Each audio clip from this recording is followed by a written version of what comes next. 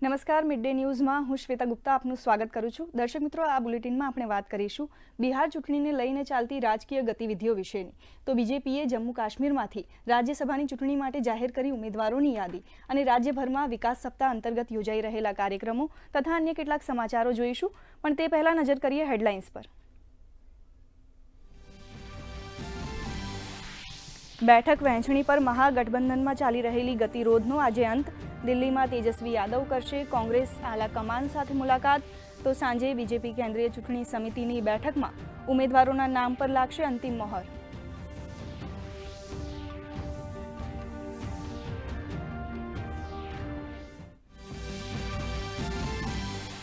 જમ્મુ કાશ્મીર રાજ્યસભા ચૂંટણી માટે ભાજપે જાહેર કર્યા ઉમેદવાર। ગુલામ મોહમ્મદ મીર, રાકેશ મહાજન અને સતપાલ શર્મા લડશે ચૂંટણી।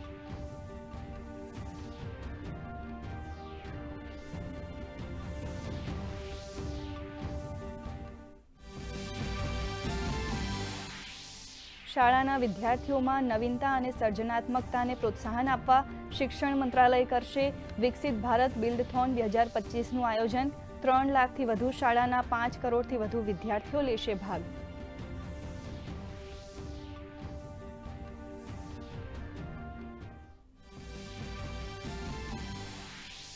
મુખ્યમંત્રી ભૂપેન્દ્ર પટેલે મહુડીના ઘંટાકર્ણ મહાવીરના દર્શન બાદ આપી વિકાસની ભેટ। આશ્રમ ચોકડીથી મહુડી ફોરલેન રોડનું કર્યું લોકાર્પણ અને વિકાસ રથને કરાવ્યો પ્રસ્થાન, તો વિજાપુરમાં રજત જયંતિ મહોત્સવમાં થયા સહભાગી।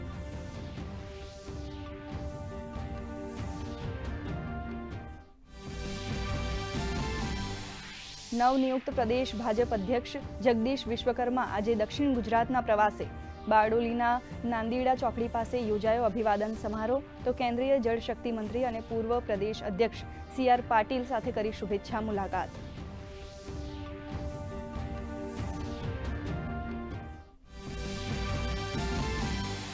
તાલિબાને પાકિસ્તાનની અનેક ચોકીઓ પર કર્યો કબજો, ભવિષ્યમાં ઘૂસણખોરી કરવા પર ગંભીર પરિણામોની આપી ચેતવણી, તો હાલમાં બંને પક્ષો વચ્ચે તણાવની સ્થિતિ।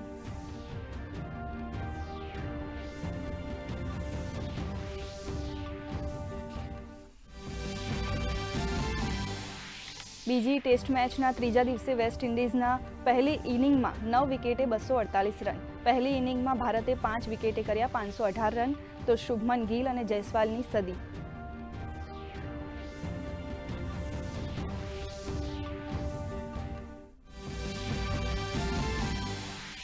મહિલા ક્રિકેટ વન ડેમાં આજે ભારત ઓસ્ટ્રેલિયા આમને સામને, ગત હાર બાદ જીતની આશા સાથે મેદાનમાં ઉતરશે ટીમ ઇન્ડિયા।